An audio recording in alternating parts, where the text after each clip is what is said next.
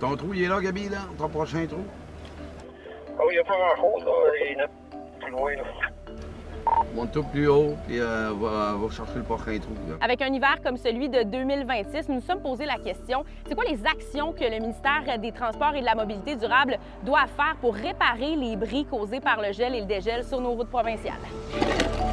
Fin avril, début mai, pour le ministère des Transports, c'est la fin de l'hiver, donc les opérations d'entretien de la chaussée, c'est le moment où nos équipes sur le terrain, les patrouilleurs routiers, vont regarder ce qui a été endommagé durant l'hiver.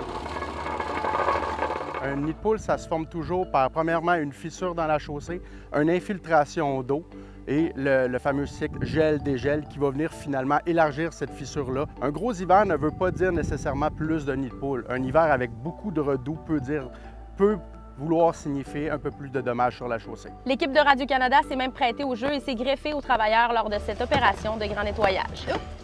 Lui, d'habitude, il met des côtes. Après ça, le toit canal là avec la boîte. Les patrouilleurs routiers qui patrouillent l'ensemble du réseau, ils ont un œil affûté, donc eux, ils regardent et disent, bon, bien, ce secteur-là, cette route-là, elle est un peu plus endommagée. Donc, on va envoyer une équipe. La stratégie est assez simple, c'est qu'on va, sur une route donnée, on va fixer un point A et un point B, et on va le colmater tout ce qu'il y a entre ces deux points-là. On va passer à le bord du Nord.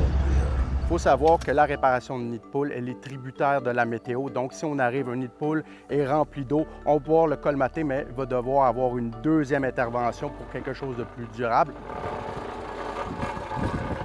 Ça coûte combien faire réparer des nids de poule? De 2022 à 2024, par année, en moyenne, ça a été 9,7 millions qui ont été dépensés dans l'ensemble du Québec pour réparer les nids de poule. En 2025, c'est plus de 10 000 tonnes d'asphalte qui a été utilisé pour réparer les nids de poule, avec un coût moyen d'environ 68 $ par nid de poule. Malgré l'opération, le MTMD demande aux automobilistes d'être très à l'affût aux bris sur les routes. Ici Frédérica Fortin-Foster, Radio-Canada, Saint-David-de-Falardeau.